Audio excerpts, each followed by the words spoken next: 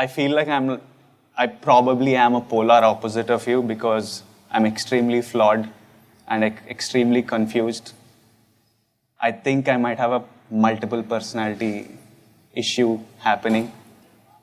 I hate giving advice. Sadhguru gives a lot of it. Really? Yeah, I hate giving. No. I never give advice to anybody. Not ever taken advice from anybody. Oh, you've never taken No. as well?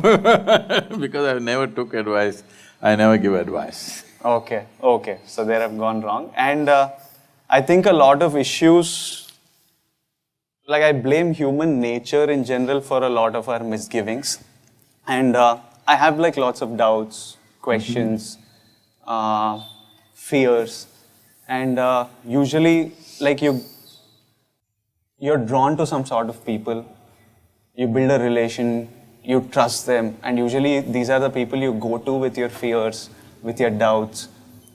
These are the people you share your problems with. This is the first time I'm sitting with a completely strange man, a guru, and opening up to these fears and questions. So first thing, Sadhguru, is I would like to get to know you a little bit better. So my first couple of questions are about you. Can I proceed? Mm-hmm. My first question is, I'm not as aware as you guys, but I do watch some of his videos. And I'm always surprised by how do you have an answer to everything? Like, and most of it makes sense. And my first feling was Hey, what do you mean most of it, huh? As in, like, I asked you about happiness and you sold me inner engineering program. So other than that, like and I feel like common sense is very uncommon. That's already very uncommon. And I always wonder, how do you have an answer to everything? Like, See, it's like asking, how come you see the tree? How come you see the people? How come you can see the camera? How come you can see ant and bird? Okay. No, I just got eyes. But I can see these things, but I don't have an answer to everything. No. This is… suppose a person who doesn't have eyes asks this question. You can see a tree also, you can see a bird also, you can see an elephant also. No, I don't see all those things. I just have eyes and it sees everything. Okay. So I basically need to open… Yes, to bring that clarity. If you have clarity, whatever you see it the way it is. If you don't have clarity, you muddle it up in your mind with all kinds of things. Essentially, this is happening. This is an evolutionary issue in the sense. See, this development of the cerebra, of this cerebral activity, of this ability to process information and thought the way we are doing it right now, is a new happening in the evolutionary scheme of things. So you have a brain for which you don't have a stable enough body. So the brain is not functioning for you, it's functioning against you most of the time. What you call as fears, anxieties, troubles, you romanticized all those things in the movies but essentially, it's your brain working against you. I think very tragically, one Telangana or Hyderabad television anchor recently committed suicide about 4 or 5 months ago, jumped off 5th floor or so. And then she left a note, "My brain is my enemy." Well, it took millions of years to get this brain to this state, and now it becomes your enemy simply because you don't create a stable enough platform. This is all human beings have to do. If you create a stable enough platform, then your intelligence will work for you rather than working against you. When it works against you, you call it stress, you call it anxiety, you call it fears, you call it confusion, you call it madness, but essentially it's just that your intelligence is turned against you. Please don't romanticize this, because your intelligence must work for you. If your intelligence turns against you, there is no force in the universe that can help you ever. So you're saying if we create a stable enough body to handle this brain, we will… I said a stable platform. Which body is included. And how do we create this stable platform? That's why I gave you the inner engineering program. How many days is this program? Oh, this can be just a weekend. A weekend? Yes. What we need is 32 hours of focus time. Okay. We can format it over the 7 days, evenings, Okay. or one strong weekend. Okay. But essentially, we need 32 hours of focus time. So my next question was, do you have some sort of superpower? Because this sort of clarity you have and how you can analyze everything and give a reply, I find it hard to see like very rarely you see a person be able to do this. Now we have explained that it's a stable platform that makes you do it, but so there's this saying that give a man a fish and you'll feed him for a day, teach him fishing and you'll feed him for life. So I wanted to ask you, tell me how to develop this platform so that I don't need to ask you answers. I will go and give people answers. But You will see this all the time around me. When people come initially, they come with 1,000 questions. As they settle down into practices, they are there for 10-15 years, they have not asked a single question. This doesn't mean all questions got answered, questions dissolved. So do you think if I do this engineering program, I'll have clarity like you and be able to respond to… If you do inner engineering program. Yeah, if I did I just call it engineering? Okay. If I do that, I will be able to sit and give answers to people like this. You should also stop acting and be real.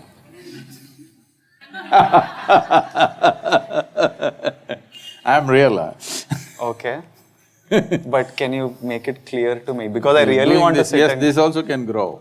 Okay. And you don't have to do anything. If you don't meddle with it, it'll grow. Okay. My next question is, like, I am the person I am because of various things that happened in my life, the decisions I've made, how I've faced, like, events happen in your life and how you react to them is how I've become the person I am. I'm wondering what happened to you in your life to make you the person you are today. What is it that happened in your life that made you take this path even?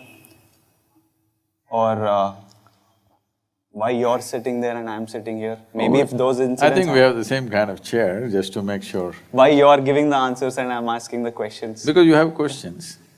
Why do you have the answer? I'm asking, what is it that happened in your life that turned your life in this way? I asked all the questions that you're thinking of now, and a millionfold more questions When you were… much earlier than you, and invested my life into those questions.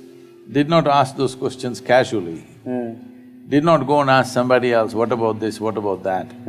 Questions bothered me, and I realized, just listening to the chatter around you, none of them have a clue about anything. So, I invested my life into the questions. And you found your own answers. I did not find answers. My head became empty, even now. It's totally empty and clear. So, if you go and stand in front of a clear mirror, whoever comes, whether Konda comes or mountain comes, it will show. So does it mean to say the mirror knows the Konda and the mountain and the elephant and the man and the woman who stand in front of the mirror? No, it's just clear. So right now you're just empty and that's what gives you this clarity, huh? See, when you say empty, see, it's like this. You have a much smaller beard, but you're trying to pull it. No, it's just a habit. When is the shooting? There's maybe in you a need month. it little longer? Is it the reason why you're pulling it? No, it's just a habit, but I would love it to grow to that level. No, why I'm saying this is, our hands or our body can start doing something compulsively. If it becomes very compulsive, then people will say it's an ailment. Otherwise, people will say it's their personality. So personality is a mild ailment. When it gets very strong, people will say, oh, he's gone crazy. Yes? So, when the same happens with your mind, People think it's natural, it's not natural. Mind has become compulsive. Compulsive thoughts, compulsive emotions are happening. People say, this is my personality, this is how I am. This is not how you are. You have become like this accidentally. As you said, various situations and push and pull of life does this to people. So this is a choice that a human being has, that you either become an accidental person or a conscious person. The significance of being human is that we can be a conscious life. Why we're in some way better than other creatures is not because we're more competent. No, a monkey is far more competent in catching a ball, throwing a ball, whatever, you name it. In terms of strength, we are not comparable to other creatures. Only reason is we can live consciously. We can do everything that they do, we do the same things, but we can do it consciously. So if you cannot conduct the process of your mind, emotion and body consciously, then it becomes accidental or compulsive. That is not the way a human being should go, especially you being an actor. If you don't have a personality of your own, whatever person you have to play at that moment, you could be a total that person, rather than becoming a personality yourself. Because personality means a mask, essentially. In the Greek drama, the word persona meant a handheld mask. Those were days, there are only 3 actors, but there are 10 characters in the drama. So these 3 guys will take on different masks, hold it and do those dialogues. This is how the drama was done. So when this mask gets stuck to your face and you can't remove it, that's called a personality.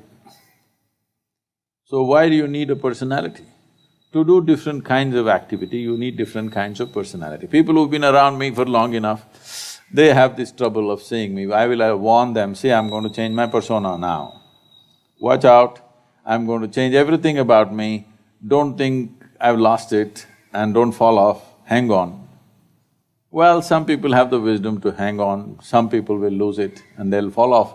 Though I warned them 6 months before I changed my personality completely changing everything about me, the way I think and feel, what food I like also I change. Because this is what a human being means. But you do that consciously? Consciously. To what objective, like why? Just for a change or? No, to fulfill different purposes. Okay. Like some spiritual stuff? No. Life purposes. When I was in the mode of consecration of Dhyana Linga, people saw me like a fireball, always intense. Spoke very little, rarely smiled. Now they can't believe that. So once that was over, then I told them, see, we've lived on the peaks for too long, time to get down to the valleys and do something more easy and simple. So then I get into the activity in the world. So I change my clothing, I change the way I eat, I change the way I look, I change the way I smile and talk, everything, because now you're reaching out to the world. At that time, it was a different goal altogether. Now it's a different thing. So accordingly, you do that. From this conscious living and compulsive behavior, what would you like to tell us? Like what is better for us? Because we are all just reacting to every day. I'm faced with different situations and I'm just reacting to them and I'm doing whatever is in my best interest. And that is shaping the person I become, and I'm making these decisions consciously. Maybe this I'm doing compulsively, but this I don't care about, it doesn't affect my life in any way. No, I was just joking. Yeah. So, but the rest, we are all making mostly conscious decisions. See, as you said, you're reacting to situations. Yeah. When you say reaction, it means it's compulsive. There is a difference between reacting to something and responding to something. Okay, maybe wrong vocabulary. No, there is reaction. You may think through what is your well-being, but still it's a reaction, isn't it?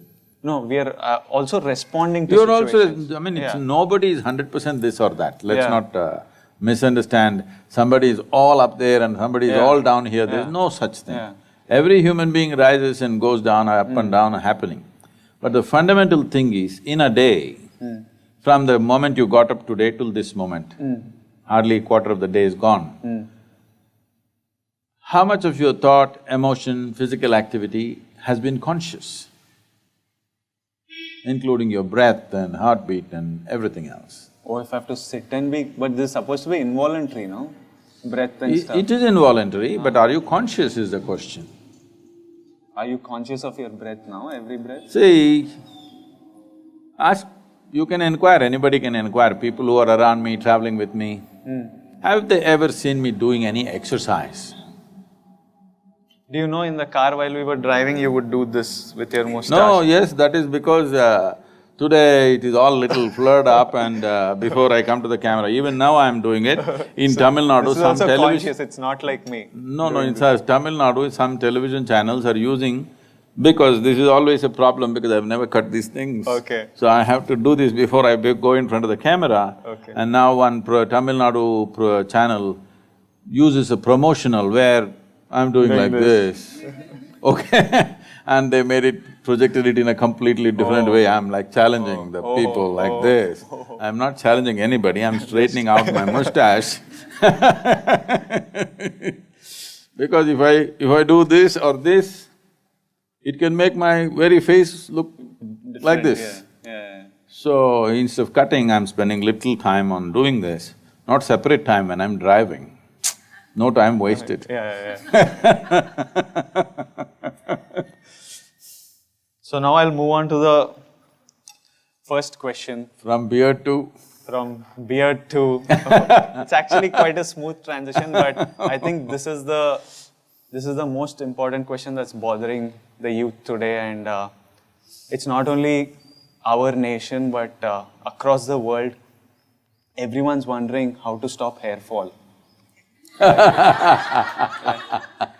Like, I don't… do you have some solution to this, Sadhguru? I think a lot of us would sleep better. Like, see, so many of them… People tell me, this hair care products or the amount of money spent on hair care products on the planet is much bigger than what's spent on education. Whoa!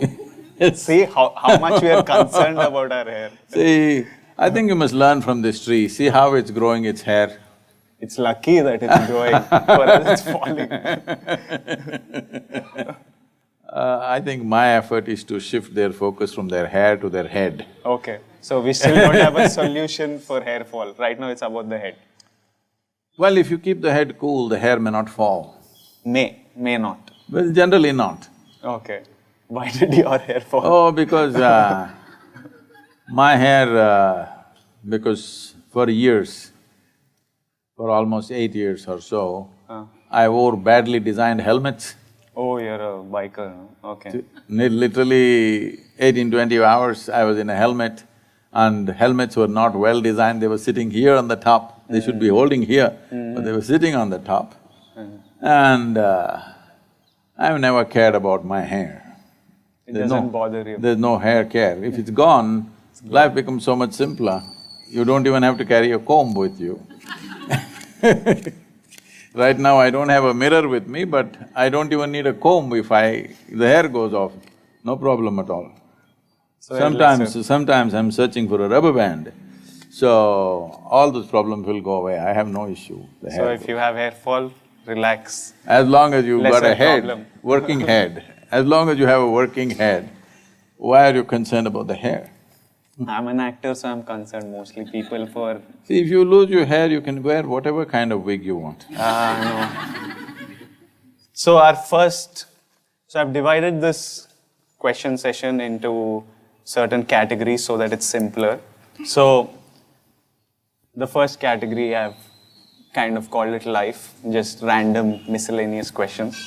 So Sadhguru, one thing I've thought about is I don't know much of life that's past me, that was there before I was born.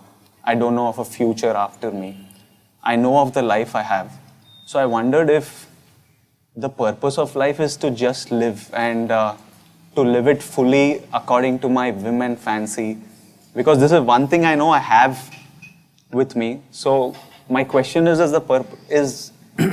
was I right in thinking that the purpose in life is to just live it fully? 100%. Live it fully. But living it fully does not mean party every evening. Living it fully means, before you fall dead, you must explore all dimensions of life. Nothing that's possible for a human being should go unexperienced. If you're talking about living fully in that sense, you're on the dot. But later on you added according to my whim and fancy. Oui. That's a problem. Because your whims are not yours, they're social fads. Either you're doing what everybody's doing, or in reaction you're doing what nobody's doing. That's not the way to go towards a full life. But exploring life to its fullest depth and dimension is the really only purpose of life. Otherwise, what else? But what is this depth and dimension? What are these dimensions that we are supposed to explore? Is it true that you have a body? Oui. Yes. Hair or hairless, but body. Is there. So body is something that you slowly accumulated over a period of time, isn't Okay. it? You're not born like this. Yeah. So you have a thought process, Yeah. the content or the data for this thought process also you accumulate over a period of time. As you say, many things that happened to me, decisions I made, what I did and did not do. Emotions also accumulated. Yes. What you accumulate can be yours, cannot be you, isn't it? Okay, but… okay. This samosa, is it you? It's not. If you eat it, I might extract some nutrients from it if there are any. no, it becomes you, isn't it? This body is just this. Yeah, till it's in Just the the food you have eaten, isn't it? Okay. So, this is not you, but it becomes you. Okay. It's not true, it's still not you. Then Most people don't get the point till you bury them. When you bury them, they understand the body was not me. So what you call as my body, what you call as my mind, is something that you've accumulated. It's like, my car is parked there. If it's a new car, you think it's you, because if somebody makes a scratch on it, your heart will break. So, inanimate things are becoming you. This means you are giving up human life totally. When something inanimate becomes you, obviously this phenomenal life and the exuberance of that life is lost. So the moment you get identified with something that you've eaten, the moment you become a samosa, if you eat lot of them, you will become a triangle like that. Yes. Some people don't know when to stop the samosa eating, they will become like a triangle. So, if you get identified with the samosa, this is me, is it a tragedy or no? Or do you call it as exuberant life? No, it is a tragedy. It is a tragedy. So if you get identified with the body, it's a kind of tragedy. If you get identified with the heap of information you have in your mind, that's another kind of tragedy. You're not exploring life, you're just trapped in the physiological and psychological circuit. Instruments that were given for you, for your use and life, have become bigger than life. But so now we are saying this body is not me, this thought I process… am not saying, you tell me. Huh? Are you That's… samosa? No, wait. So you spoke about people realize it when they are buried that this body is not me, so that means are you saying that we exist after the body is buried? No, no, no. Then how are they Is thinking… it true the soil that you see here is what became the food that you eat? Yeah, from it the plant took nutrients Yes. and… yeah. The soil became food, food became flesh and bone. If you get this point right now, you will live a different kind of life. But most people get it only when you bury them. Till then they don't get it. I think I'm in that category. After buried, I No, get, that's why get the point. that is why we stepped out and trying to reach the young people, because we want them to get it now. If they get it now, they can live a phenomenal life, because life is such a great phenomenon. It's the same life. See, when it comes to body, that's your body, this my body. This my mind, that's your mind. Correct, correct, sir. But when it comes to life, there is no such thing as my life and your life. There is just life. The tree is also life, the bird is also life, you're also life. The very cosmos is a living cosmos. You just captured some amount of life. That is what life is supposed to be.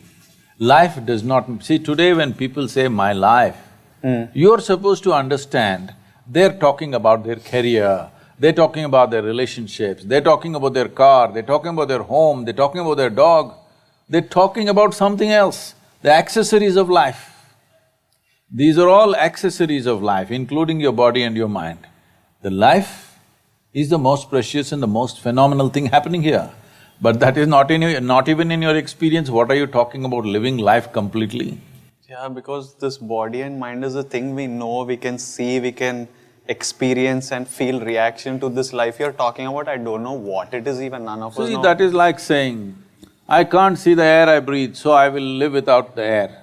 That's what we did. That's why all the cities are so badly polluted, because we thought we cannot see the air, it doesn't concern me.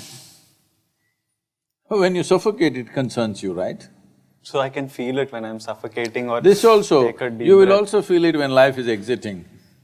When it's exiting, you Yes, feel you it. feel it. I am saying, isn't it time that you feel it when it's here? Yeah, I want to. When it is housed, you must experience it. When it's exiting, you realized, what is the point of that? For this, if I do inner So engineering… this is the reason why I have stepped out for this Youth and Truth, because most people think spiritual process is at the last moment of their life. When they're dying, they must know something. I'm saying when you're living, when you just started your life, when life is ahead of you, you must know this. We want to, I want to. I can't speak for everyone, but I definitely want to, and I'm going to try and dig deeper so that I can get to other questions. See, what is engineering means, what one person thinks magic is actually another person's engineering, isn't it? Yeah, I agree. Yes or no? Yeah. I don't understand how a car functions or how a bulb comes on. For me, it's magic. I don't admit all this, your fans are watching. No, I'm quite open about my ignorance levels. So, it's engineering, but suppose 100 years ago, I brought a phone and made you talk to somebody in another part of the world, you think I'm doing magic, isn't it? Yeah. So engineering is like that. If you're finely engineered, you look magical. Other people thinks you are magical, but you know you're well engineered. Do you think I look magical? Do you think Sadhguru looks magical? I'm not finely engineered then. One thing that always bothered me, Sadhguru, was why do human beings find it so hard to live and let live? Like, I think it's such a simple concept that I will mind my business, I will be happy, you do your thing. Like, countries are messing with each other, religions are messing with each other, castes are messing with each other, people, inside families, people mess with each other. So I'm just like, why can't everyone mind their own business and be happy and do their thing?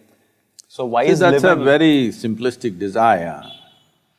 If you look at the way we are structuring our lives, it's designed for conflict. Okay. Right now, our idea of being happy, happiness means what? You must have this, this and this. So whatever that this and this, it is always in limited quantity. Now, right now as we sit here, between the tree and us there is a conflict. The tree wants to put its roots down into the earth, but because of people have been walking here, as much as she tries, she doesn't get to touch. See, there, close to the stem, it touched, but she wants all this because she knows her survival and her prosperity depends on how many roots will find the soil. But we are sitting here drinking tea, We think we are very happy, but we are encroaching, because this is the nature of physical world. Because physical world or the physical itself has happened because of a defined boundary.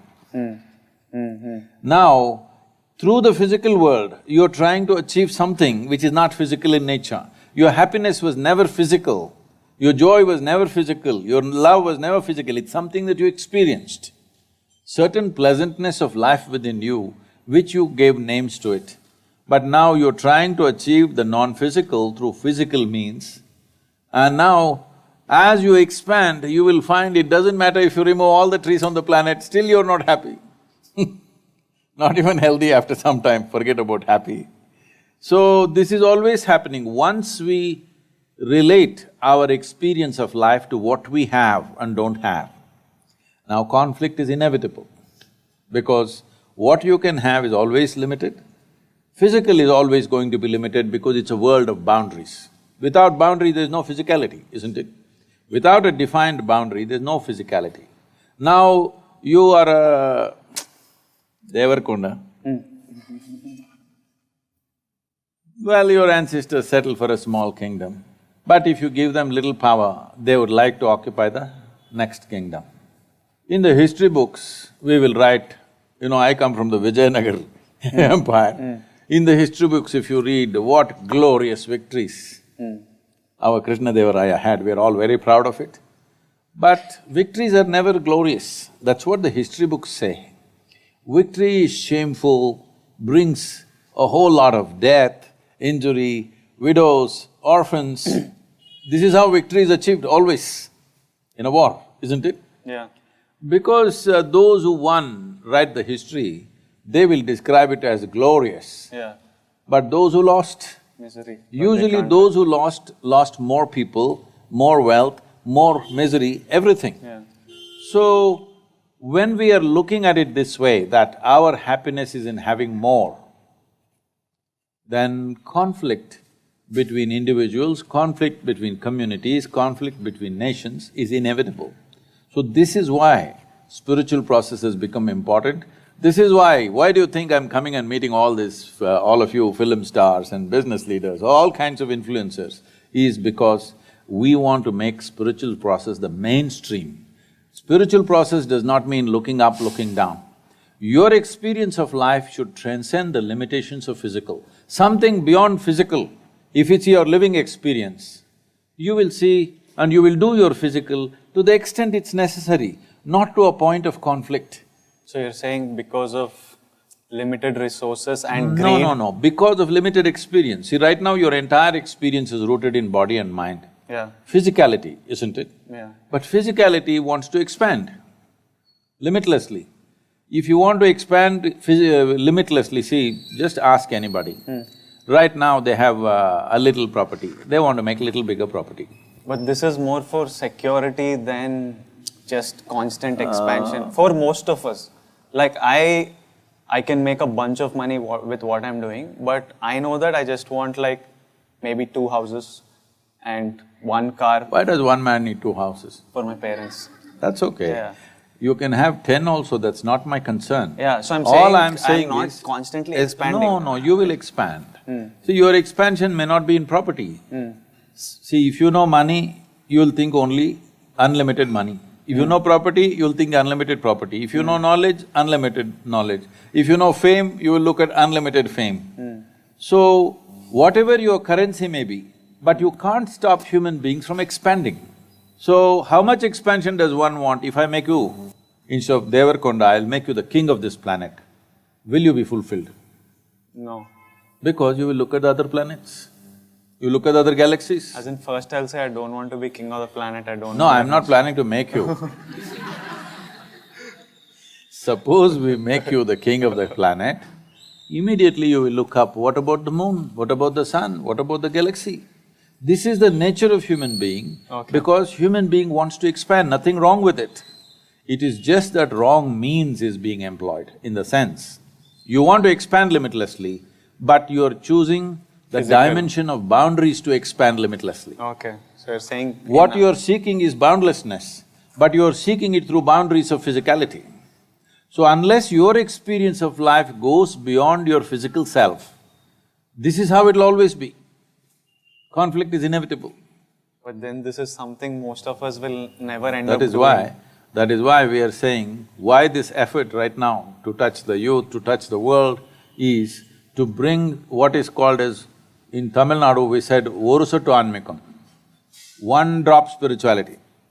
Okay. Spirituality does not mean you have to take sannyas and walk on the street or do something else, sit in a temple, this is not what it is. Within you, your experience is little more than body and mind. Something beyond that has become a living experience for you. If this one thing happens, you will naturally function consciously. This compulsive need to expand will go away, because once you touch a non-physical dimension, then you're boundless. Once there is an experience of boundlessness, you understand physicality has to be managed. In this world, we have to make space for the tree, the ant, the bird, the elephant and the other people also. Not as a philosophy, but as a living experience. This is all coming from some sort of greed and expansion. I wouldn't use the word greed. This is longing to expand limitlessly, which is essentially a spiritual desire finding physical expression. Wrong means, it's like you're driving your car but you want to go to the moon. If you try very hard, you will be in Hussain Sagar.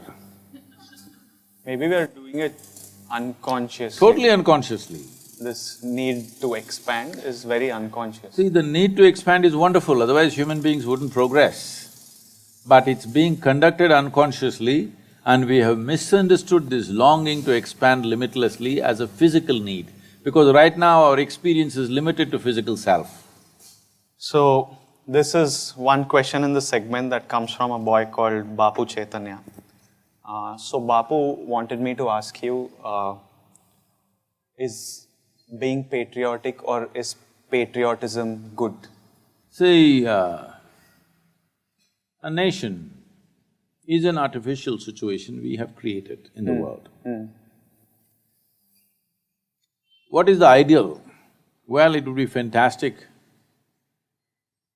if it was a global village or nation, as we call it.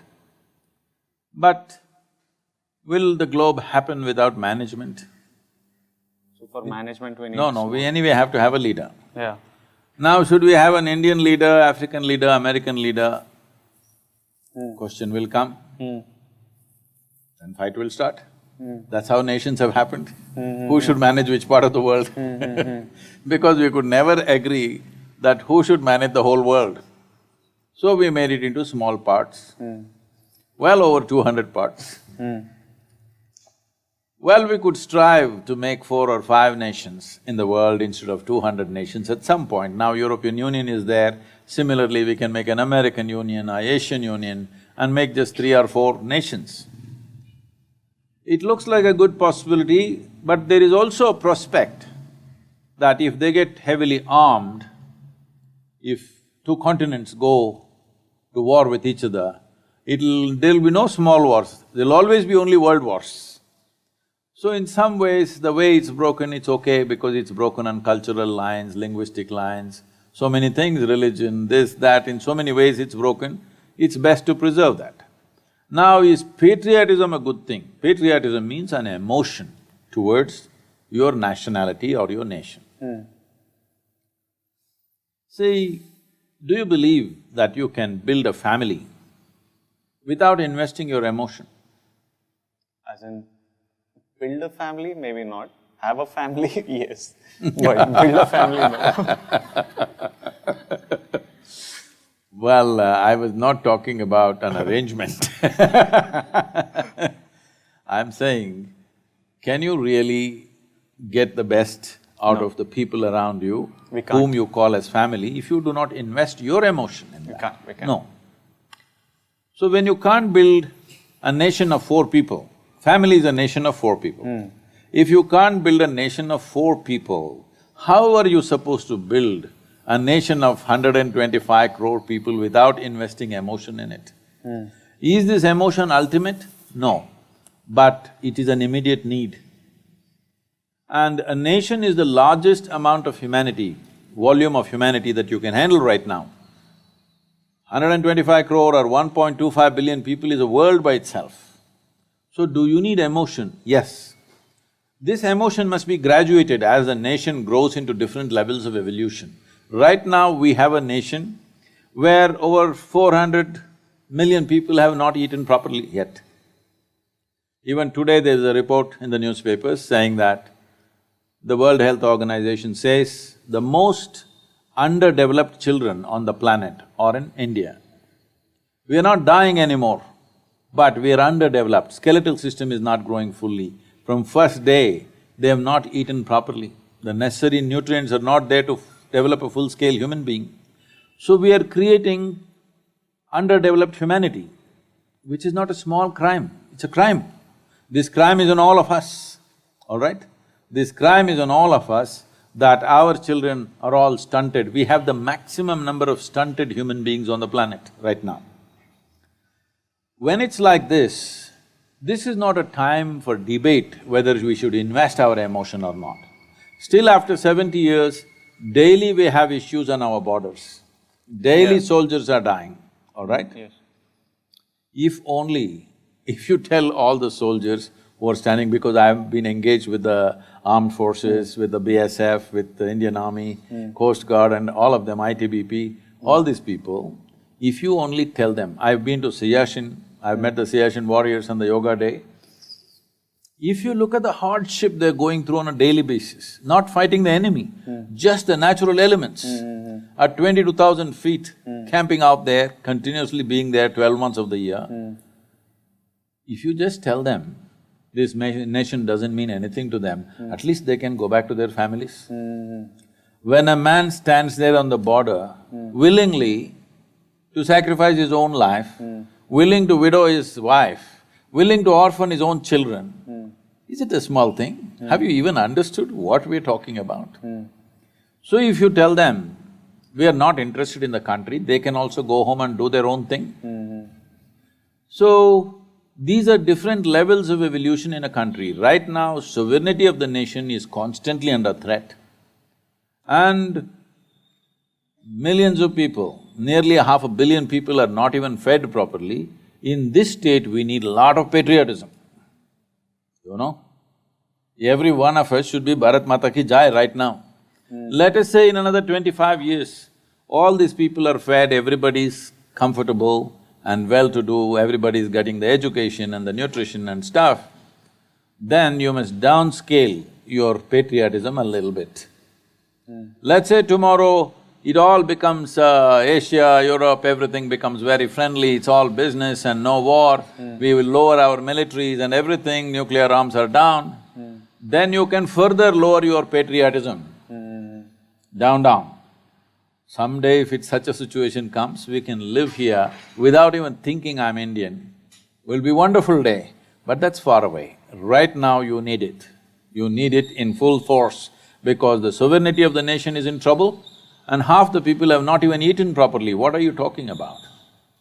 So his follow-up question was, because I'm born in this country and because it's giving me security and support, if it's okay to be patriotic and if I can be proud of being patriotic, why can't I be proud of the caste I'm born in, of the religion I'm born in, of the race, color of skin I'm born in, if they are also giving me support, if they are being a smaller support system, like a caste is a smaller size of our country itself, or a religion is also, he's born into this caste, he's born into this religion. So it's like, when they are also providing me this support and stuff, why can't I be proud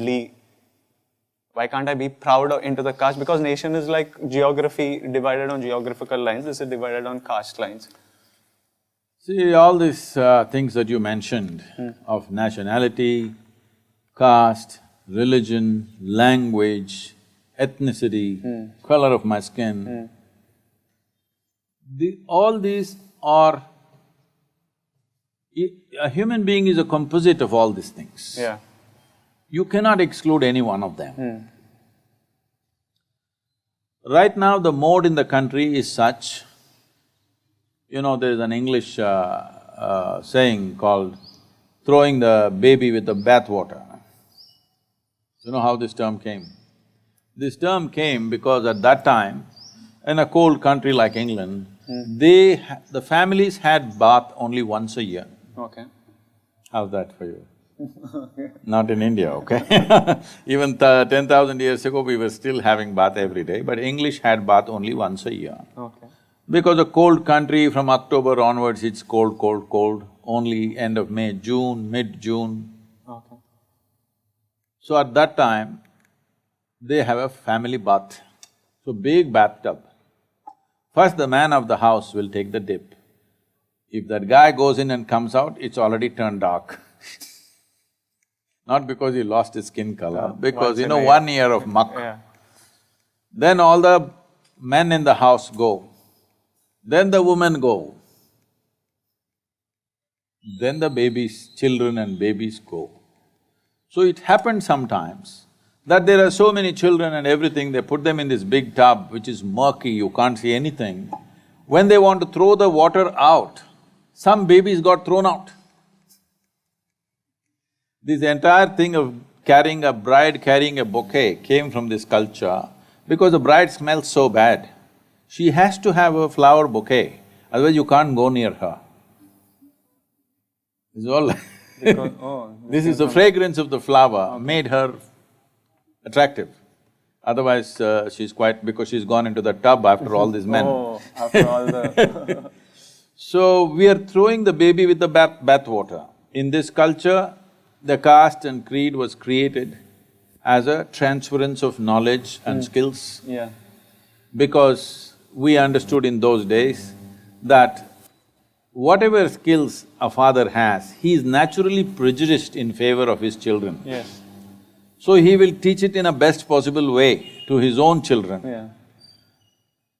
So the family traits and culture always went like this. Yeah. This is the only reason Caste. why those who want their children to be really educated send them to Gurukulas, away from the family, where there is one man who's risen above his identities of blood, and he is going to teach the best to their children, but the rest of the skills, simple skills of carpentry or blacksmithery or whatever else is needed on a daily basis, this was transferred only through the family. So they maintain this close thing. A blacksmith's family means they eat in a certain way as it's necessary for their type of work. They will marry only a blacksmith's girl because she knows how to make the fire, this, that. If you marry a carpenter's girl, she won't know how to do this. So it is from this they did. Out of this, a phenomenally kaleidoscopic culture we created. It's so fantastic. From one community to another, they're living side by side in the… in the neighborhood. For probably 100 years, 2-3 generations have lived. But the way they cook this home and this home is distinctly different. Okay. If I go to any house, if I just smell the seasoning, I just tell them what caste you belong to. Okay. Just if I smell the seasoning, I know what caste you belong to. Do you think we still cook it as… If they're married in they're the married caste? in the same thing, and traditionally women who are trained in that are there, but today most women are going to school and college, they never spent enough time in the kitchen, so Now things everybody change, yeah. smells like pizza or whatever. That's a different thing. But it is so distinctly different. You should not destroy this. The only thing we need to take away is the discrimination. Unfortunately, our differences became terrible discrimination, that we started treating people badly, this profession is low, that profession is high, if you are doing this, we will treat you badly. This discrimination we need to take, but right now we are trying to level out the whole culture, which is not going to work, and if it works, it'll be a very poor nation. We will become like other nations where everybody eats only burger, okay? Here also people are beginning to eat only burger. I have nothing against anything, but the thing about a human being is to do things in an aesthetically correct way. I don't see how it is very civilized or correct to take food which is about 7 inches tall and open your mouth 7 inches and eat it. That is the way of a crocodile. That's not the human way. We have been taught to eat in a certain way. Because a human being wants to do everything in a beautiful way. Dog also eats, cat also eats, but we want to eat with style.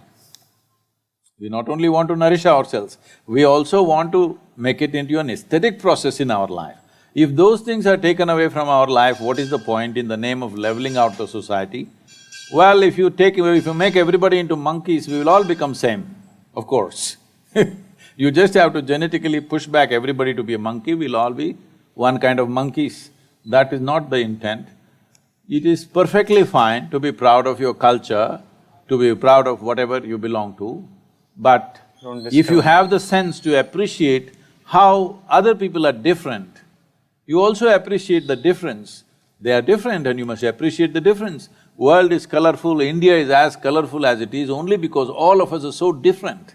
Every 50 kilometers you drive, people are different, they speak differently, look different, dress different, eat different, everything different.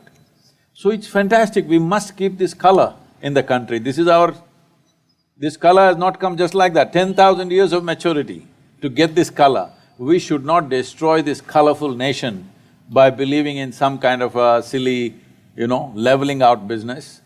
But at the same time, it's very, very important that we remove the discriminatory aspect of it and we learn to appreciate all the differences that others have. My next topic is on love. This is an age where we all… where we all fall in love and we all love to love and we all love being loved. So my first question is, all you need is love is a popular saying, and I've been told by people that like, money is not the most important thing, love is more important. If we have love, we can be together, we can be good. But I come from a school where I'm like, dhanam moolam idam jagat. I'm like, what will I and you love, and if we don't have money, what will we even do? So my question is having a life full of love and not much money better, or is like going for ambition and working on our careers and making lots of money and security, but then maybe you don't find the right person but you settle or whatever. So what is a trade-off? Because it is a trade-off, we don't have time to do both things, like most of us don't. So… I was told some things were going on in the WhatsApp and stuff, that in Hyderabad, after the demonetization, women are beginning to marry for love. Women are making so much money, Sadhguru. So, I would like your definition of what is it that you're calling as love? First of all, that's another question. Like, my personal feeling, like, I don't know. I've felt love, but I don't know how to define this word. I think this is a word that greeting card companies came up with to market stuff. And one more issue I had with love is, because it's so untangible, when I say I love you, you say I love you, we could be completely… Hypothetically. Hypothetically, like, when someone says I love you, I think maybe she means that I will give a kidney, I'll give my life for you if you're in trouble. And maybe when I say I love you, I'm like… No, she only said I'll give my heart, never the kidney. No, but to that extent, that I will do, my life is yours. When someone says I love you, they could mean that. And I could reciprocate with I love you to the same person, but maybe my meaning is that I really like spending time with you and you're the only person, and whenever I want to go out, I want to spend time with you, but I will not give a kidney or give my life for you. So the thing is, we just say I love you, but because it's not tangible, you never know what is the exact this thing of it. So that's one vague conversation which will go on forever. And I have so many questions for you, and I think we're running out of time. No, this kidney love I like. Oh, you like? But tell me what is better. This is an answer I need. Like, can we survive with love and not enough money, or is money important and then we can also find love, like whenever we can, if we do? See, we went through this in some way in the beginning. Okay. What you call as myself right now is a body, a certain amount of thought and ideas and whatever. We will stick to this dimension. If you go to another dimension, I'll lose you there. And always. there is a bunch of emotions. Okay. And there is life energy. Without that energy, all this wouldn't be functioning. Okay. So these are 4 dimensions. Okay. What you're referring to as love is a certain sweetness of emotion. The question is not about who triggered it for you. It is just that because of somebody or something, you started experiencing a certain sweetness of emotion, which became so valuable at that time, you promised a kidney. At that moment, because that sweetness meant so much that actually in Hindi they say something what gurda, something, what is that? What is that, huh? Something I will give away my kidney on. That same thing is said in a more powerful way. So, at that moment I'm willing to pull my kidney out and give it you, but not the hair. That is clear, okay. So essentially it's sweetness of emotion. What sweetness means is, see, if the body becomes sweet, we call this health.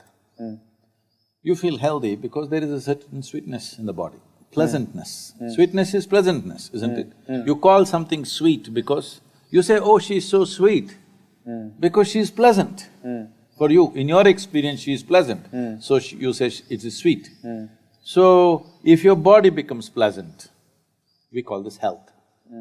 If it becomes very pleasant, we call this pleasure. If your mind becomes pleasant, we call this peace. You're feeling pleasant, so you say, I'm peaceful. It became very pleasant, you call this joy. Your emotions become pleasant, you call this love. It became very pleasant, now you call it compassion. If it is somewhat pleasant only for one person, we call this passion. It became very pleasant, we call it compassion. Now, you feel like that absolute sweetness towards the tree and the air you breathe and the people, you don't even know who they are, it doesn't matter, you have pleasantness. So we say compassion. If your very life energies become pleasant, we call this bliss. If it becomes very pleasant, we call it ecstasy. If your surroundings become pleasant, we call this success. So right now what you're doing is, you're pitting sweetness of emotion versus sweetness of the surroundings. To create sweetness of the surroundings, we need the cooperation of many forces.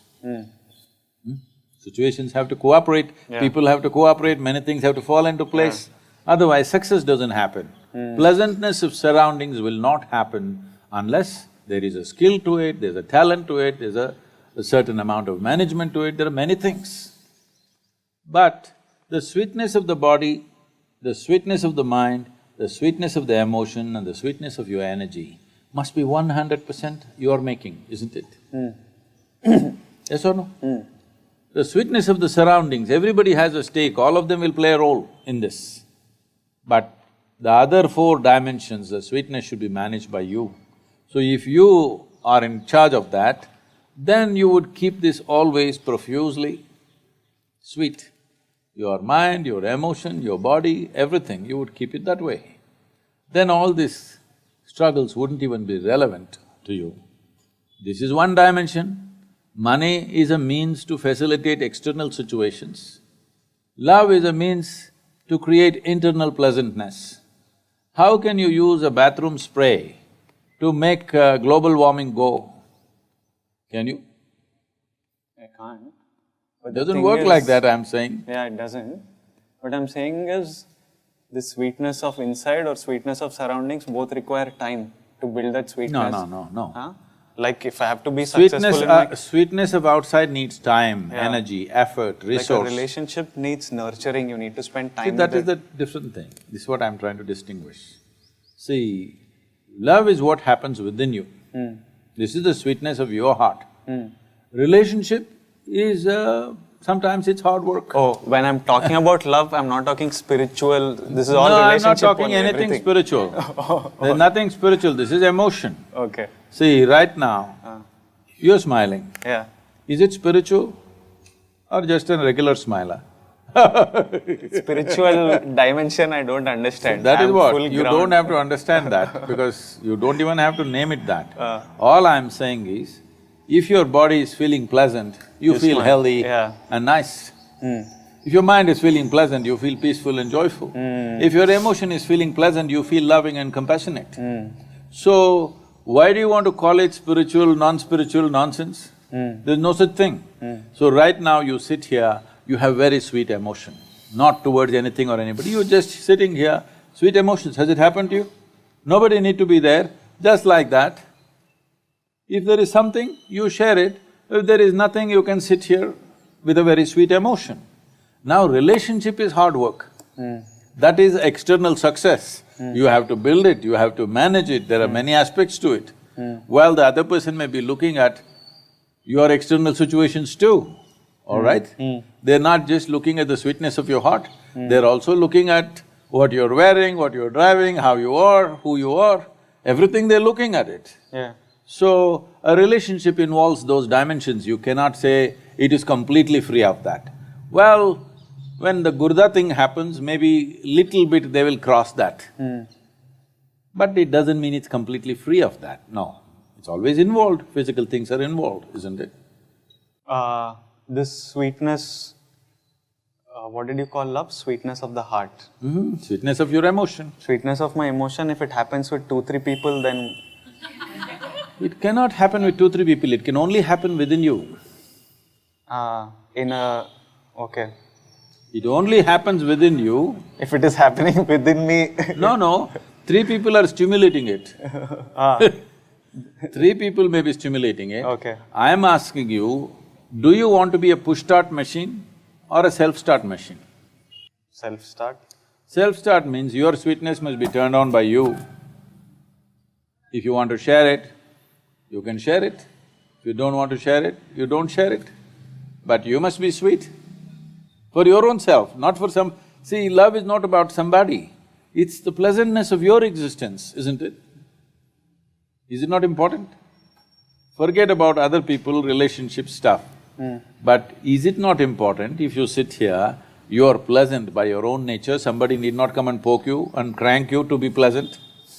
Right now, what you're talking about is, 3 people have to crank me to make me pleasant.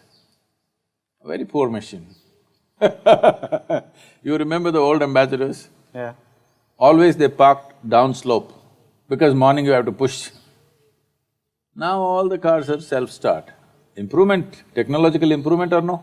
I'm just asking you to upgrade your technology so that you self-start. If you wake up in the morning, you're full of joy and love. If somebody comes, we will share. If nobody comes, we're just fine.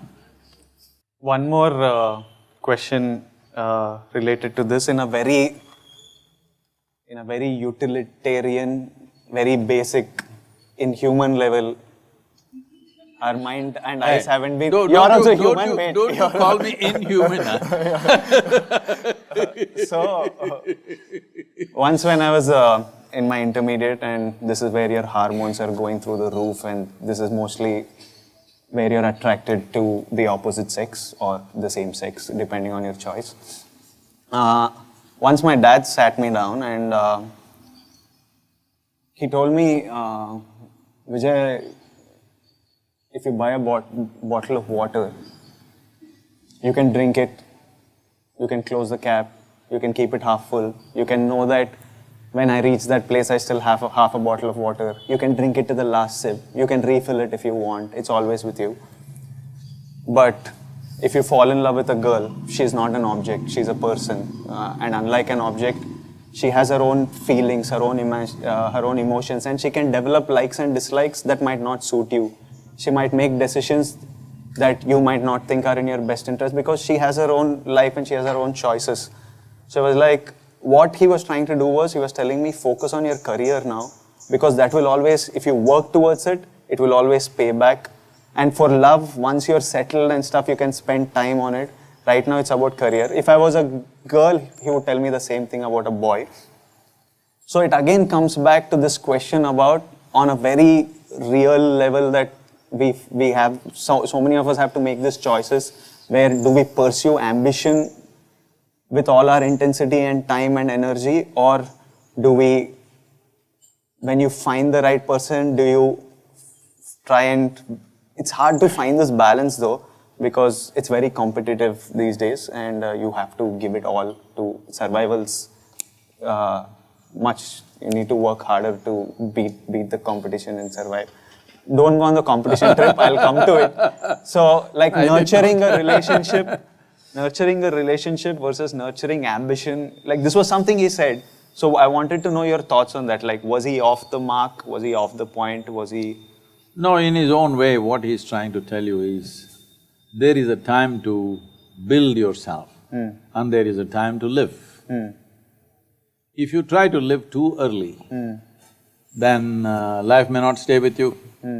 You may end up in a place that you yourself will not like after some time. So essentially he's saying, first build your life, then you try to live. But if you try to live too early, it won't last and you won't have a big life, you'll have a very small life. And one more thing is, we all love being loved. I'm talking again on a relationship level, that's all I know. No, let's settle this. When you experience love, it happened within you or here?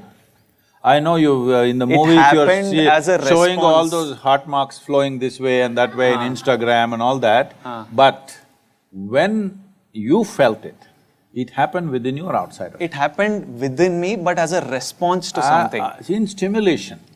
That's why I said, do you want to be a self-start machine or a push-start machine? Somebody has to come and stimulate, only then you will feel sweet. So you're saying without any stimulation, I can sit here and just feel full of love and feel happy and stuff? If you're self-start.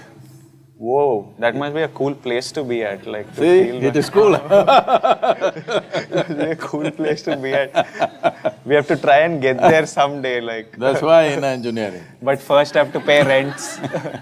First have No, the paying rent will not even be a concern. When… Yes. Because you can just be under a tree and No, be that's full not of the love. point. It's not being under a tree. Being under a tree is fantastic, but it's not about that. See, right now, small things are being made big because most people don't need an enemy. They're doing fine by themselves. They are self-defeating all the time. Their own thoughts, their own emotions trouble them more than the world, isn't it? Why are your thoughts and emotions working against you? Should they be working for you or against you? Which way is it? But yeah. If they're working for you, you think earning a living, paying a stupid rent and eating what you want is a big problem? Earthworm and grasshopper is earning its living. This big brain, you can't earn a living? What are you talking about? Because such a big brain is working against you, that is the only problem. The only problem human beings have is, they got a big brain and the damn thing is working against them. If it is working for them, making a living, surviving in the world is not even an issue. That's why I feel like all problems are… Self-created. Are nature, like they didn't structure us properly, they should have done it No, where no. the brain works first. Now we have to sit and go to engine. See, what is a possibility? If there is a possibility, if you do not explore the possibility, it becomes your problem. That's all that's happened to most people. Human being is a possibility. You are not fixed like other creatures. All other creatures, nature is fixed what they can be and cannot be. With the human being, see, we did not say a tiger being, an elephant being. We only said you, human being. Yeah. That means you know how to be. If you know how to be, will you keep your body, mind, emotion, energy in the highest level of pleasantness? Yes or no? Will you be blissed out or miserable? I'm asking if you know how to be. I would like to be blissed. Yes. So should we call you human being or human animal? You're a human being, because you're the only one on this planet who has the capacity to be. That means you know how to be. If you know how to be, you will definitely be blissed out. If you're blissed out, what is the problem? Paying rent, earning a living, managing relationship, is it a problem? Everything you will do effortlessly. Now, you are not fulfilling the basic aspect of being human being. You're not being, you're trying to do everything else. Do you think I'm capable of inner engineering from your time with me? I can't meditate 5 minutes, I feel like I'm wasting time. I feel like it's the most unproductive thing type. I'm very restless. No, that is because you've done all the wrong things. I didn't even try it properly, but… What I'm saying is, when it comes to doing things with the body, what one person can do, another person cannot do. When it comes to the mind, what one person can do, another person cannot do. But when it comes to the inner dimension of the life, all of us are equally competent. Okay. Nobody is better equipped than anybody else. Okay. I am not better equipped than you, it's the same thing. Only thing is, I paid attention to that dimension, you did not. If you're willing to pay attention, it is as much possible for you as for anybody. 32 hours. 32 hours of focus time to start with. So my next question is, Shakespeare once said… You missed out, focus time. Yeah, I will… No, I we'll think- keep you focused, don't worry. With a whip. No, we have other ways. You think I'm such crude technology? Whatever This is makes very it high tech. function. This is very high tech, no whips, no torture. We have other ways of doing it. Like, I would love it if you just like touch something and it'll happen. Like without sitting, like That if you also- just touch me like this and inner engineering happens. That in case I act with in a movie with you, I'll do that. Boom. And you can act. Find some way, no, Sadhguru, you found answers to so many things. Find Yes. one way to shorten this 32 hours. Focus time. We have, for certain people, we have shortened it much more.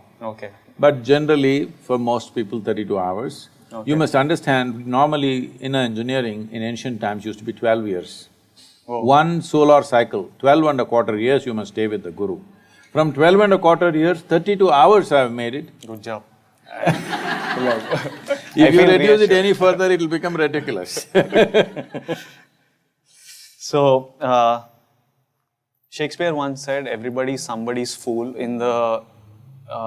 what it means is that always in life, there's someone who loves you more than you love them, and there's always someone you love more than they love you.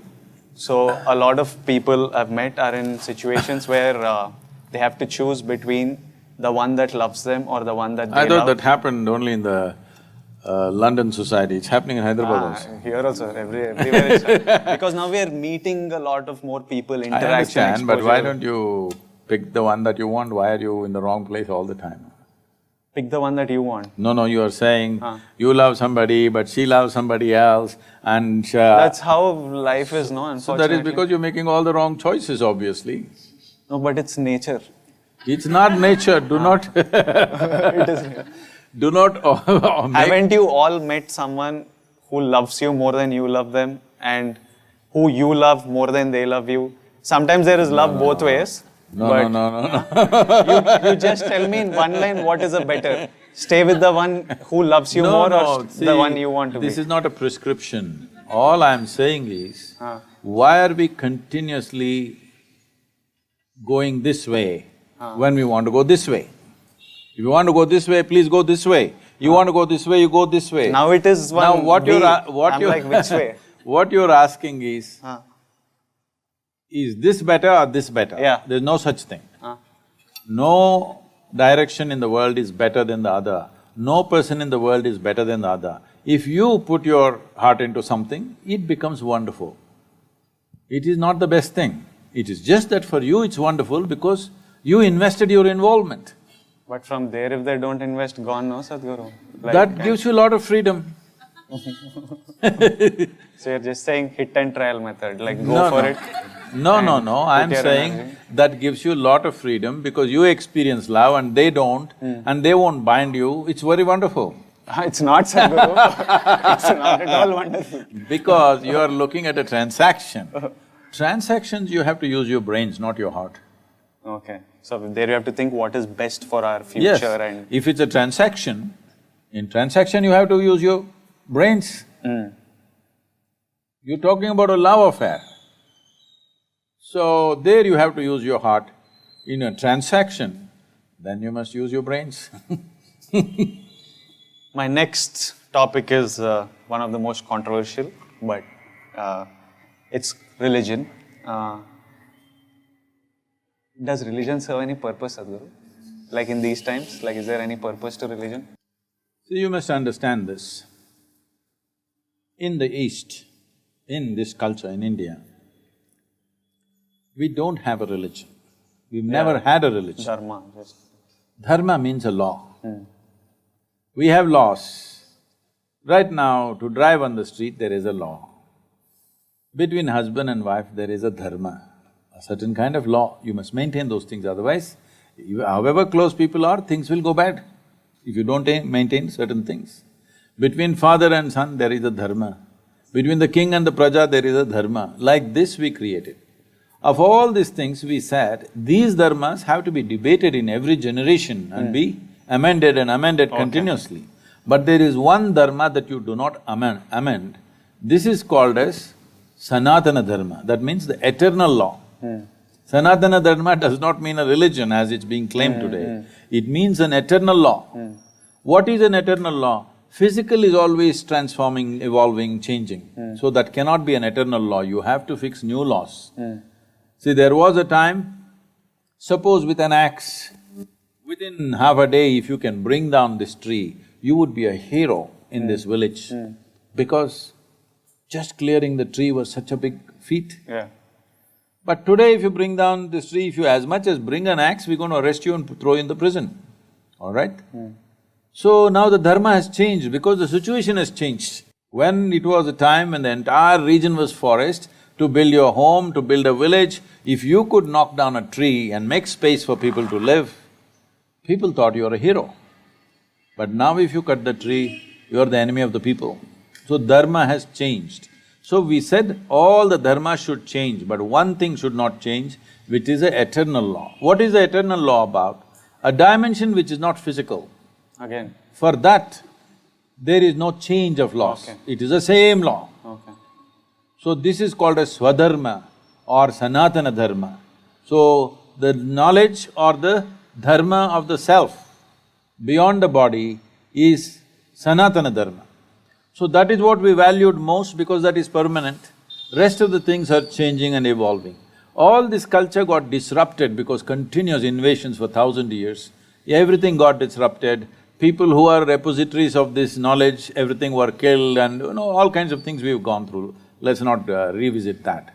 But essentially, whether you take Hindu way of life, Jains, Buddhists, Sikhs, nowhere there is a God.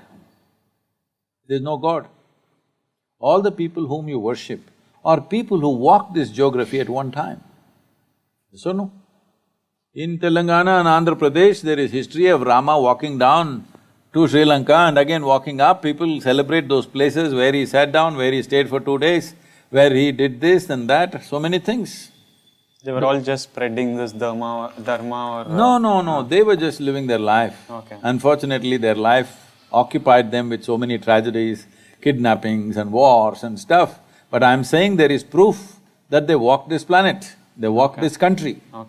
We worship them because they showed that they had something in them which would not change no matter what kind of drama they went through. Wars happened, kidnappings happened, death happened, all kinds of horrible things happened in their life, but they were free from it. So because the highest value in this culture is freedom or liberation, which we refer to as mukti, if you listen to the conversations of your mother or maybe your grandmother, in daily conversation, without uttering the word mukti, moksha, karma, prarabdha, there is no conversation in this country. Yes or no? Every day, not spiritual conversation. Daily conversation, if they sit down and stand up, they'll say, yo, karma, prarabdha, mukti, moksha, when will I get mukti? This is the talk always, because the entire country was invested towards liberation, not God. We use these people as symbols of liberation. Even though life put them through all kinds of trials and tribulations, they remained above it. So we see that they are free. They are in a certain state of freedom that the physical world never disturbed them. But at the same time, they were not withdrawn. They were actively engaged in the physical world. Fighting a battle means absolute involvement, isn't it? When you're pitching your life out there, can't be any more involvement in life. So they're absolutely involved, but at the same time untouched by life. So we worship that quality because they're representing mukti, they're representing absolute freedom from life. So it's because of that, these people became symbols. Whether Rama, Krishna, Buddha, Guru Nanak or whoever, they all became symbols of mukti. Even when they were living, they were free. Actively involved, but free. But does the religion serve a purpose? You're saying it is like a rule book that we follow to stay civilized? No. There is no rule book in India. But you called it the law. See, the law, that's what I said. Law, the reason why Indians are full of questions and now youth are asking all these questions is because this is a land of debate. Yeah, which is very good, When Shiva came, when Adiyogi Shiva came, he is a personality of that kind, that in front of him nobody would ask a question, but his wife asked him 1,000,000 questions. That is what is Shiva Sutras. And his 7 disciples asked thousands of questions. Well, you know Arjuna and Krishna, that question-answer business is big in India. See, Arjuna and Krishna are so intimate with each other, they know each other so well. But that guy in a crucial moment, how many questions he has? Because in this culture, dharma has always been a point of debate. Because dharma has to evolve, all dharmas have to evolve, except the Sanatana Dharma or the eternal law or the Swadharma need not evolve because that is not changing. So this is a land of seekers of truth and liberation. Here there's no religion as such. We've taken this religious attitude from outside because outside heavy competition came. Once it came, we thought we must also organize ourselves like that. We are trying to, but we will never will, because the best thing about Hindus is we are always confused. No, it's a very good thing. Confusion means you have questions in questions. Otherwise, you have stupid conclusions about everything. The idiotic conclusions that people have made have destroyed this planet, killed millions of people around the world, simply because somebody has an idiotic conclusion about everything in life, isn't it? So, we don't have this is it kind of book. Our books are all debates. So people think we are confused, but we don't think confusion is a bad thing. We are joyfully confused, that's a great thing. You have concluded something. If I ask 2 questions, your conclusion will fall apart. That is why if I ask a question, you will kill me. Questioners have always been killed in every other culture, do you know this? They ask a question, you kill the man. That's one way of handling the questions. But if you entertain the question, it will lead to more and more and more. And this is how we've always been. So this is a godless, religionless land. But we have managed this culture well because this is based on human consciousness, not on heaven, not a ruling power up there. Here we have always managed humanity by activating human consciousness. We told you your life is your karma. What this means is, your life is your doing, nobody managing it from anywhere else. Essentially this whole movement, what I'm calling as inner engineering, is a movement from religion to responsibility. This is where we need to go. That every human being who sits here is responsible for who the hell they are and who the hell they're not. What they are and what they are not, they are taking complete responsibility for that. Only then individual human beings will live well, only then a nation will live well. Some of the questions I'm asking with regards to religion is just like… You're just trying to get me into trouble, I understand. No, it's actually…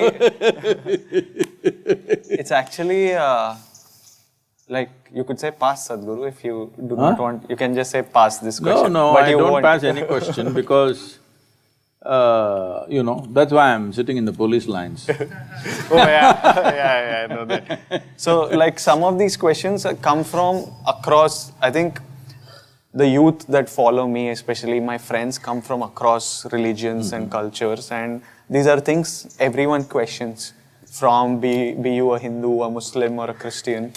I think everyone… So I'm asking, some of these questions are very general, they don't come from any particular religious point of view.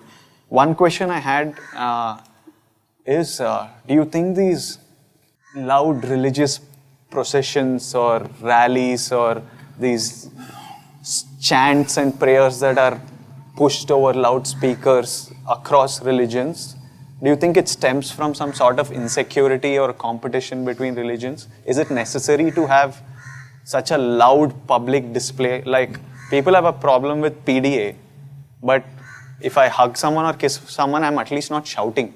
It's at least quiet. It's not disturbing anyone. So, do you think it's coming from some space of insecurity, these extremely loud display of religious fervor? No, competition. Competition. It stems from that. Yes. So if everyone's more relaxed, you think all this... Because religions are always trying to improve their numbers. Okay. Other religions are turning up the volume. Yeah, to keep their numbers or increase their numbers. Yeah, sad. If people, especially those people who believe all life is made by God, I don't see why you have to strive to make me belong to your God, because anyway you are saying your God only created me. I will also accept, okay, your God created me, all right, then leave me alone, no. Anyway I belong to your God. He can take me back whenever he wants. But now I think… I'm not resisting. This has become like political numbers, yes. And so it's just like various… See, people have understood, not today, for a few thousand years they have understood. It is not only after democratic governments came they have understood, even before they understood, numbers is power. Okay. So it's a power game. They would like power beyond politics. You understand? It is not about transformation, it is not about liberation, it's about power, enslavement of people. Since I was growing up, and now we are in the Ganesh Chaturthi season of the year, it has always been like after Diwali, it was my most favorite festival, because in school we would make these chariots, take a procession, and it would be celebration, we would all enjoy it. But once I grew up, I wondered, once I came to the city and saw the amount of clutter it creates, I always wondered, it's a social celebration, we celebrate together. I wondered why one big Ganesha for the entire city, like a Jagannath Yatra or something for example, why can't we all have one at home and then just the entire city celebrate together with one, instead of making 3 every street, and then it has one domino effect of polluting, because people are careless. It was not meant to be this way probably when it started, but now that we have made it this, do you think like a rule passed by the government that one Ganesha, it would have political repercussions, so no one will dare do it, but doesn't it make more sense? See, we can do it at some point. That… see, right now, in many cities, it's been made like this. For example, Diwali crackers. Everybody is supposed to come to one big ground in the city, and all the children come there and burst their crackers. Instead of bursting it all over the place in certain towns and cities, it's slowly being cultivated. Not 100% mandatory, but it's being pushed in that direction. Don't burst crackers all over the town. Everybody assemble in one place and do it. The next step would be, like in United States and other places for their, July 4th and stuff, they have major firecrackers.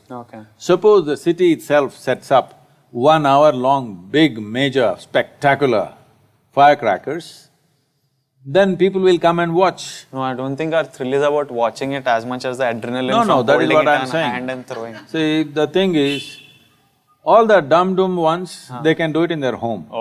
Children like to do it. Oh, we thoroughly enjoyed it. I will not deny to the children of this day that they should not burst crackers because somebody thinks pollution. If we are polluting with crackers, next 3 days, let's walk to the office. Compensate for it. Yes, that's all. You can't take away every aspect of culture using pollution. I think it's a very motivated push that certain people are doing, which is not right. Coming to the Ganesha, it's very much a possibility, but maybe one will not work for the entire city. When a population is like huge. 15 million, 20 million people, one may not work. Probably for every area or every 3-4 extensions, maybe a population of 1 million, one. So if you have 15 million population, 15 Ganapatis, they all come to one place and in one big procession they go, the entire town participates in that, would be fantastic actually. It is a direction in which we have to push. We made some attempt We have done this with Pongal in Tamil Nadu, there are 4 days of Pongal. There's one Pongal for the implements and other things, there's one Pongal for the people, one Pongal for the animals which work with us in the farm, and there's one Pongal for reaching out to people, our neighbors and everything. So like this, there are different Pongals. So these 4 days, everybody is doing in their own way. Now we've done this in our ashram, we invite thousands of people to come, and together we are giving them an open field in the ashram to cook there openly, and it's like a big festival, we organize music and folk dances and everything. So people come in thousands and celebrate their Pongal there, instead of each one doing in their own home, because slowly they don't know what to do. All they do with a festival means just eating. There is no other celebration. Nobody is there to organize music, folk dance, this all used to happen in the villages. But now we are organizing it in the yoga center so that people come there and participate. Things like this can be created in every town in open fields where big celebration happens, organization and talent, display, children can participate, which people cannot do by themselves individually. Definitely we need to think in that direction. We should maybe push Hyderabad first in that direction, why not? We should, if they don't screw my happiness for bringing this up, No, we should. This is why you must do inner engineering, that nobody can mess with your happiness. They can maybe sabotage the activity, but they cannot mess with your happiness. People keep asking me, I keep unleashing one project after another which involves massive outlay of finance, activity, people. People say, Sadhguru, all this one after another you're doing, suppose it fails? If it fails, what to do, huh? If everything fails, I will still die blissfully. But I don't want to die without making an attempt to create what we want to create. Because nobody can mess my happiness. You come, we will fix you up, so nobody can mess your happiness. Once this one assurance is there in you, nobody can take away my joy. You will do many more things in life, isn't it? I don't know, if I'm just happy all the time, maybe I won't do much. No, tell me. You tell me, on a certain day you're very happy. On that day you're willing to do more, or you're unhappy, on that day you're willing to do more. I'm mostly happy when I'm not doing anything. That's not the point. See, that is because of excessive work. One day when you get a break, you think like that. Yeah. But you tell me, when you're happy, you're willing for more activity. Yeah, you're more energized and you can… You're willing to bend backwards and do what's needed, isn't it? True. When you're unhappy, we can't make you take one step. True. Point. Actually, true, no? Very true. 100%, huh? So we'll fix up your happiness in such a way that nobody can mess your happiness. Let's get the Ganapati thing going in Hyderabad. Yeah. One more thing I was wondering was, because Ganapati is such a huge thing, I was wondering, and all the people are very excited and passionate about this, but one day I was thinking, if instead of having a whole Ganesha statue and taking this procession and music and dance and the celebration, what if culturally from long back, from when it started, it was about these 3, 7, 9, 11 days, you clean your locality, clean the city. Do you think people would have participated in the festival as much if it was about cleaning rather than an easier job of taking See, up? that participation was there when we were rural communities, because everybody knew everybody. Here, nobody knows, most people don't know who is their neighbor. Yeah, so So they were not willing to go and clean that. Yeah, you feel all right? desensitized to someone kind of. else's mess, why should I So only today we clean? are expecting an organized municipality or a corporation to do that. So we don't have to get into that. But even if people can just get together, culturally come together, irrespective of their caste, creed and religion, that itself is a great thing. That is cleaning up the society, not the streets. And in that we can always bring, after the Ganapati festival, after the procession goes, the street should be cleaner than the way it started. Not that after the procession goes, it's a heap of filth. That awareness if we bring, it's good enough. Yeah, we have to try. I think they've been trying it over years to do more… No, they don't know how to do mass movement. You tell me, I don't have the time right now, but if I stand up, we can easily do that.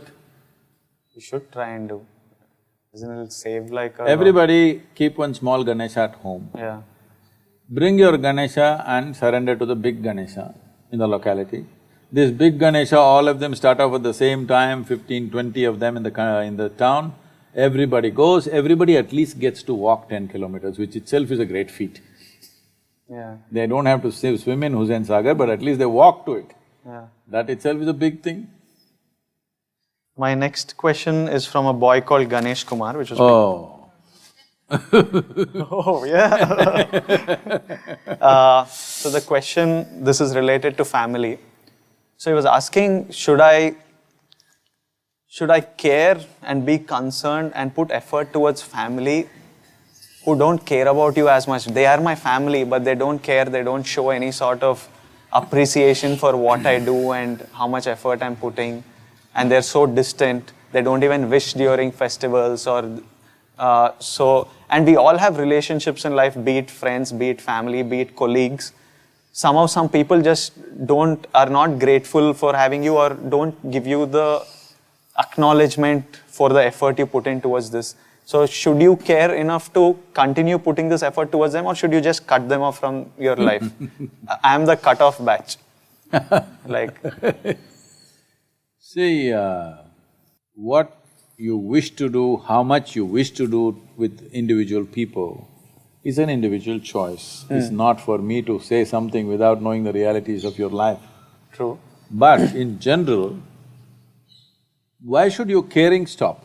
Your activity or your time and your investment of time could be altered depending upon what is the relationship. But when you say family, generally you're talking about parents and siblings and stuff. Yeah. Well, today you've grown up and become a young man standing on your feet, but you must understand you were not born like this. Yes. You were born as a helpless infant. So somebody cared enough to someone who pees on you, who sits on you, who doesn't know how to eat, who doesn't know how to stand up, nothing. Somebody cared and made sure today you're standing up on your feet. That did not happen without any love or care, it happened, all right? Well, you may be measuring and saying, oh, some other parents are loving their children so much more, mine are not loving that much. This is a silly way to look at it, but they've made you stand up on your feet. If you have no love for them, at least have gratitude. If you lose your gratitude, unknowingly, in some way, you're kind of forsaking your humanity. Not that only if you're grateful you'll be human, that's not the point. But gratitude is a simple way of keeping some things alive within yourself, sensitive to contributions that come to your life. If you lose that, then you'll slowly become absolutely reckless and careless about everything, which is not a good thing for you. Forget about them, it's not a good thing for you. But this applies to parents, I understand, because when you were helpless like one animal, they brought you up and… but Oh, I to didn't siblings, know you were born as an animal, I thought… I think that babies are pretty much animals. They piss everywhere, poop everywhere, cry, bawl. So like kids, I think, are pretty much animals. As you grow up, I think you become smarter and cultured. But a whole lot of people say, I want to be like a child. I think they mean like in their school. In their school where they're just running around and everything was taken care.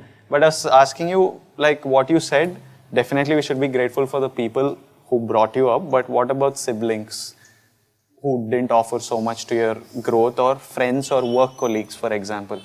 See, relationships, any kind of relationship,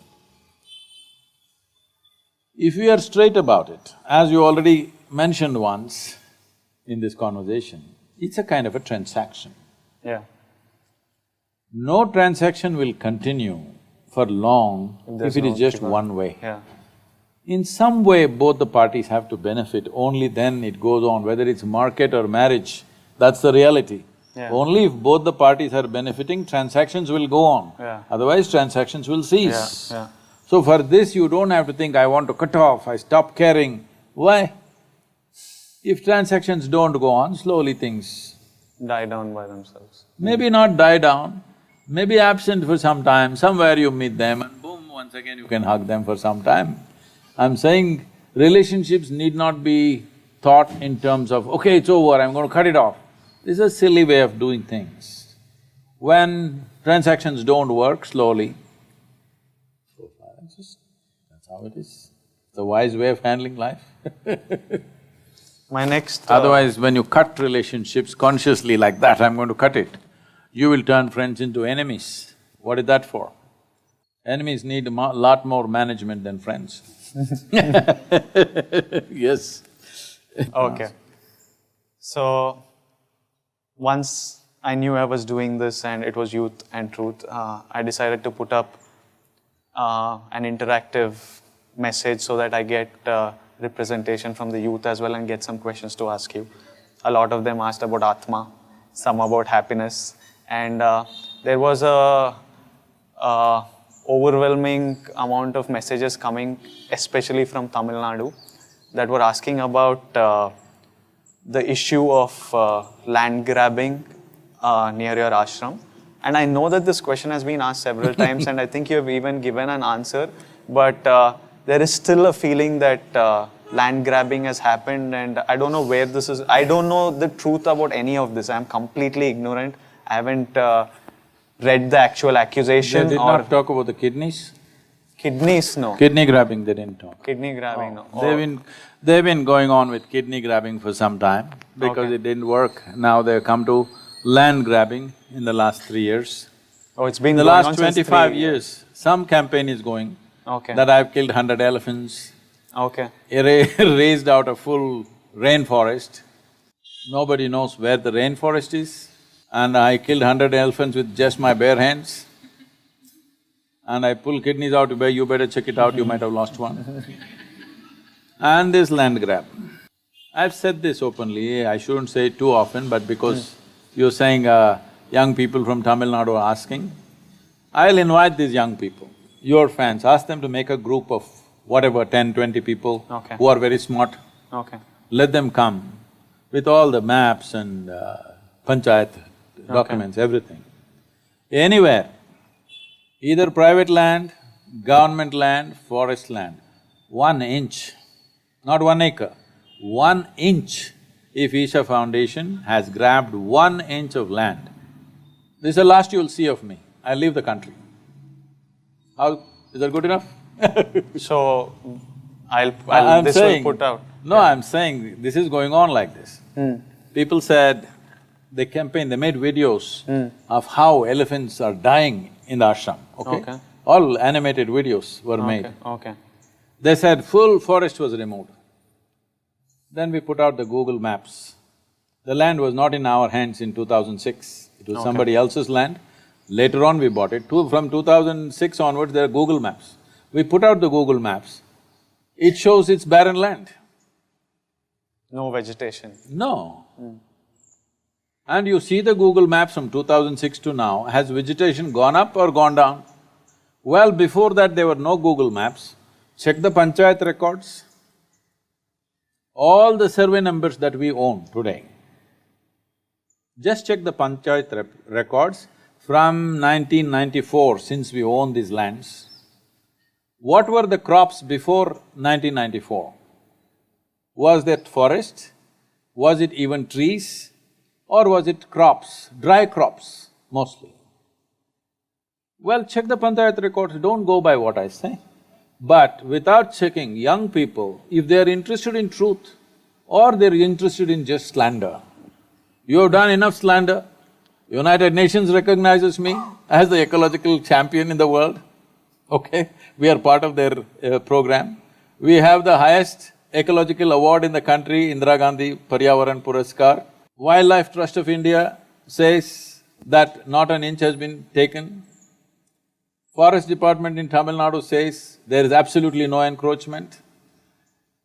Ministry of Environment and Forests says there is no encroachment anywhere, nor are we in any way obstructing any wildlife. In fact, we've blocked all the hunters and others and sandalwood cutters and everybody, so we've made enemies, of course.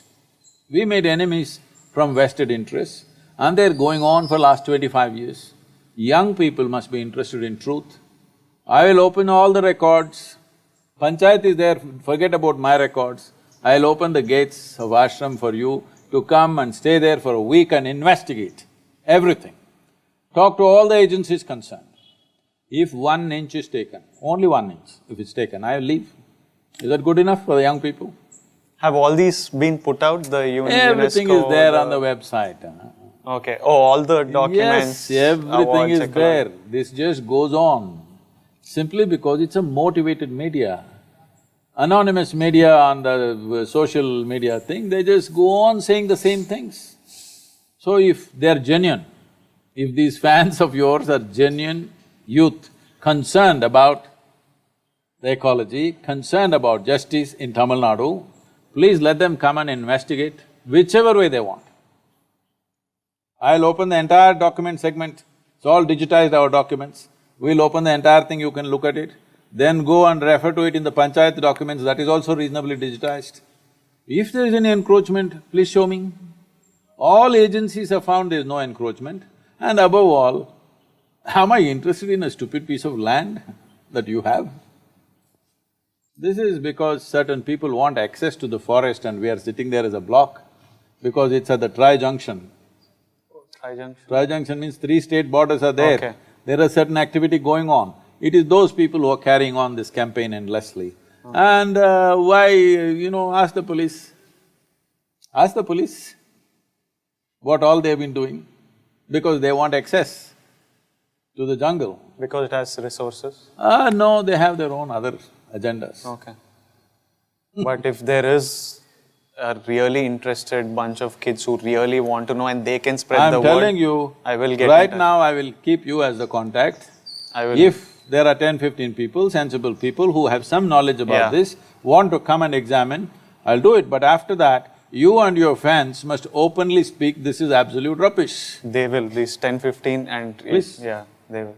Please do that, no? Yeah, if there are interested It will people save a and… lot of time and energy for me answering this idiotic stuff all the time.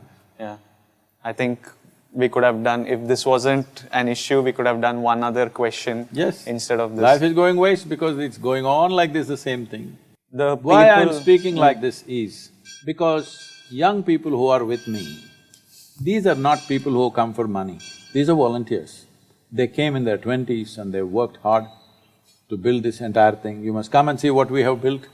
In the world, it's one of the unique places that we have built on the planet. People are coming from across the world today and it's appreciated everywhere in the country. It is on the Incredible India campaign, but these people are unhappy. I will tell you to what extent they're prejudiced. A group of government officials come for inspection, all right, including the collector. So one official says, they have built a factory shed without permission. Isha. Yes, Isha has built. So we ask, where is the factory shed? We have not built anything. He points at Adiyogi statue and says, this is a factory shed. The collector asks, what is this, you're calling Adiyogi as factory shed? He says, as far as I am concerned, it's a factory shed because inside it has steel structure, outside it has sheet metal, it's a factory shed. You've seen the Adiyogi statue? I've seen the pictures. images. Yeah. Looking at the Adiyogi statue, if you're calling it a factory shed, just tell me who is this man? We have permission for a monument, we build a monument, but that guy wants to categorize Adiyogi statue as a factory shed and put some case on us. Tell me who, you must think through this politically, who is calling Adiyogi as a factory shed? So this is what young people are being influenced by. Please come and examine if you want.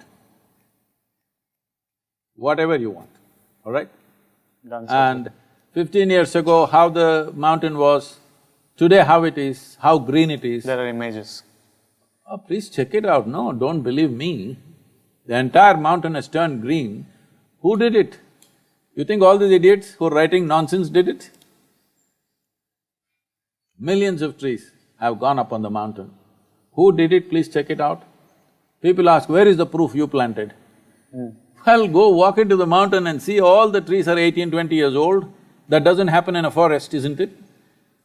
In a rainforest, if you find except bamboo, all the trees are 18, 20 years old, somebody must have put it, isn't it? You don't want to give me the credit, leave it. Somebody put it 18, 20 years ago after we came. Maybe I didn't do it, Shiva did it, it's okay. It's fine. We are not asking for credit, we are happy it's green. But I hope that this issue clears out and everyone has this their issue answer. will never clear out. At least for the non-motivated, because I've seen that seeing this discussion, people who are not motivated also tend to take sides, as in this news I'm saying influences this issue will never clear because they will come up with new things and new things all the time. Otherwise, they'll go on saying it because these are people, this is a Nazi mindset. They believe that if they tell a lie 100 times, it'll become true. Unfortunately, in this country, they've learned that. So, if these youth, we are talking youth and truth, if they're interested in truth, let them take a week off, come and examine every document, every survey stone around the boundary. If 1 inch is there, I will leave. Can they You will bring never see me cameras? again. Huh? Can they You bring can bring cameras, please. Okay. You can bring cameras, I will set up a team to take you around, which is all our property. If we have occupied any forest land, as you are claiming, you will not see me again. Is that good enough? Then I'll let them know. Thank you. Thank you so much, Sadhguru. Please take care, there is something that you need to handle right now.